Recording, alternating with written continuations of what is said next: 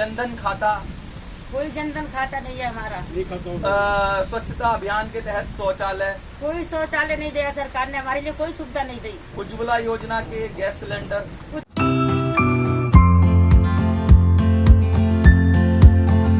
नमस्कार साथियों, मैं मनोज स्वराजी स्वागत करता हूं आपका मिनी संसद के मंच से एक नए विषय के साथ। आज हम लोग आए हैं यमुना खादर।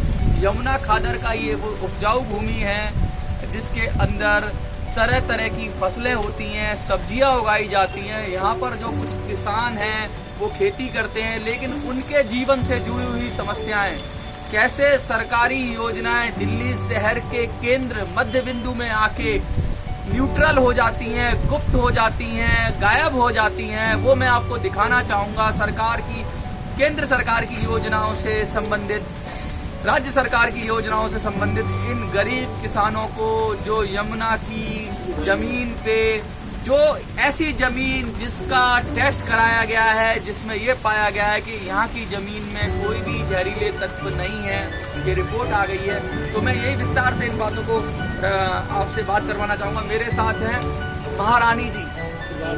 महारानी जी यहाँ की बहुत पुरानी किसान हैं, यहाँ रहती हैं कई सालों से। ये इनका जीवन यापन यही खेतों में गुजरा है, सब्जियां उठाते हुए।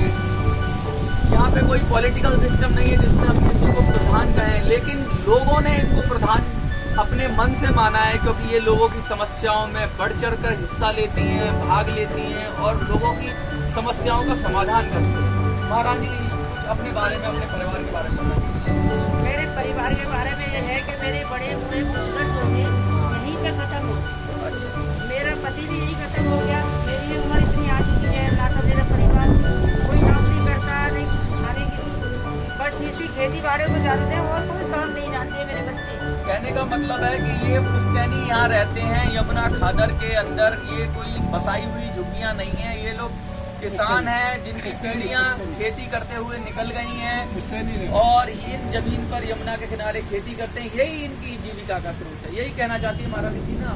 हाँ, यही योजनाएं निकालता हूँ जो केंद्र सरकार की और राज्य सरकार की हैं मिलकर, जैसे जनधन खाता, कोई जनधन खाता नहीं है हमारा। स्वच्छता अभियान के तहत शौचालय, कोई शौचालय नहीं दिया सरकार ने, हमारे लिए कोई सुविधा नहीं दी। उज्ज्वला योजना के गैस सिलेंडर, कुछ भी गैस सिलेंडर नहीं, चूल्हे पे खाना बनाते लकड़ों से। फ्री पानी का कुछ लाभ मिला आपको? पानी है ही नहीं, बरमे का पानी पीते हैं। फ्री बिजली का कुछ लाभ या कोई सौर सन की ऊर्जा, सूरज की ऊर्जा से? कोई चीज नहीं है हमारे बिजली थी, वो काट दी गई। बिजली थी, मीटर थे लोगों के पास। अच्छा। मेरे पास नहीं था, लगाया नहीं था, पैसे नहीं थे मेरे पास। अच्छा। और लोगों के पास थे। अच्छा। वो भी मीटर काट दिए गए।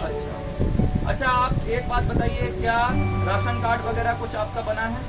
मेरा आधार कार्ड भी है, पहचान पत्र भी है। राशन कार्ड बनाने नहीं देते हैं कि डीएम साहब नौकरी देंगे, यहीं बैठ मतलब जो भी जिससे भी आपको सहायता मिले वो ही चीज नहीं है, बाकी सब बाकी कुछ भी नहीं मिलता है, मिलता ही नहीं कुछ। हाँ। और प्रधानमंत्री सड़क योजना का कुछ लाभ यहाँ पे मिला है? कुछ भी नहीं मिला सर। बाढ़ नियंत्रण बजट और नाली खरंजा कुछ बनाए गए हैं? कोई नाली नहीं, कोई खरंजा नहीं। आपने जैसा बताया कि वोटर कार्ड और आधार कार्ड आपके पास है, तो खाद बीज कृषि से संबंधित कुछ आपको संयंत्र या कोई चीज मिली हो ऐसी?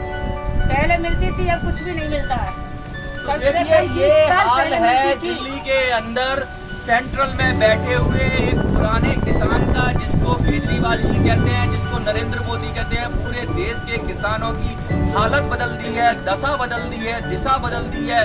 हमारी उज्ज्वला योजना से लेके फ्री बिजली पानी तक की राज्य सरकार की योजनाएं, यानी केंद्र से शुरू करें तो बड़ी बड़ी उज्ज्वला योजना और राज्य से शुरू करें तो फ्री बिजली पानी। इन किसानों के पास जो यमुना में सब्जियां उगाते हैं, पुश्तैनी काम करते हैं, कोई भी योजना का लाभ नहीं मिला है। इनकी बिजली कट चुकी है, तो ये जनरेटर के जरिए रहते हैं यहाँ पर। तो मैं आपसे उम्मीद करता हूँ आपको वीडियो अच्छी लगे तो शेयर करिए, लोगों को बताइए।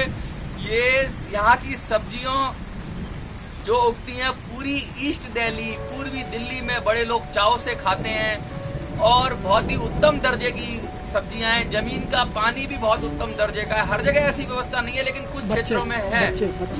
और इसका टेस्ट भी हुआ है जमीन का, तो आप कुछ बताएंगे क्या हुआ था टेस्ट? टेस्ट हुआ था, यहाँ की सब्जी की टेस्ट है। पानी हम 2 बोरिंग का लगाते हैं, बच्चे कितने हैं, कैसे पालते हैं? और आपके परिवार में कितने सदस्य हैं? तो कैसे उनका कैसे कैसे कौन कौन कमाता है? पढ़ाई और लिखाई आपकी पढ़ाई लिखाई पढ़ाई लिखाई कैसे, कोई स्कूलिंग वगैरह के बारे में बताएं। कोई यहाँ मतलब स्कूल ना कोई चीज नहीं है यहाँ, मतलब तो किसी आप- चीज की सुविधा नहीं है यहाँ। तो 1 किलोमीटर के दायरे में अगर ऐसा है तो बच्चों को आपको तो लक्ष्मी नगर भेजना चाहिए पढ़ने। लक्ष्मी नगर कौन लाने वाला, कौन ले जाने वाला है? हाँ, तो ये बहुत कोई मुश्किल है चीज क्योंकि नहीं ये है, रिमोट किसी चीज की एरिया है। सुविधा नहीं है, किसी चीज की सुविधा नहीं है यहाँ।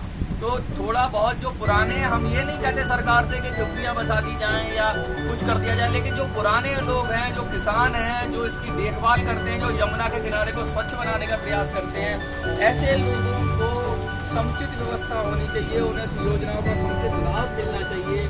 उनकी वजह से यमुना स्वच्छ रहती है, आसपास भी सफाई से काम होता है, तो इतने लोगों को साथ में रखना चाहिए। इसी के साथ मैं मनोज स्वराजी आप सबसे उम्मीद करता हूँ कि आपको वीडियो अच्छी लगे तो शेयर करिएगा। यहाँ मैंने एक महारानी जी की कथा या गाथा आपको सुनाई और मैं उम्मीद करता हूँ सरकार जागेगी और इनकी मदद को आएगी। जय हिंद, जय भारत।